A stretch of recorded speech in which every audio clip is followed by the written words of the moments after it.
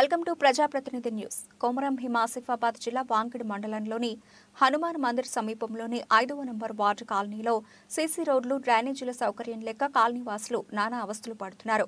మురుగునీటిలో దోమలు స్వైర విహారం చేసి కాటు వేస్తూ ఉండటంతో కాలనీ వాసులు ఆసుపత్రుల పాలవుతున్నారు. పలుమార్లు అధికారులకు, ప్రజాప్రతినిధులకు డ్రైనేజీ సౌకర్యం, రోడ్డు సౌకర్యం లేక ఇబ్బందులు పడుతున్నామని విన్నవించినా విననట్లు ఉండి అధికారులు, ప్రజాప్రతినిధులు పట్టించుకోవడం లేదని కాలనీ వాసులు ఆవేదన వ్యక్తం చేస్తున్నారు. ఇప్పటికైనా అధికారులు, ప్రజాప్రతినిధులు స్పందించి కాలనీలో సీసీ రోడ్లు, డ్రైనేజీ పనులను చేపట్టాలని కాలనీ వాసులు కోరుతున్నారు.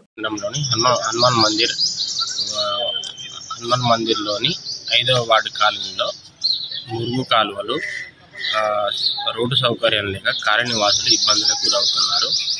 కావున ఇట్టి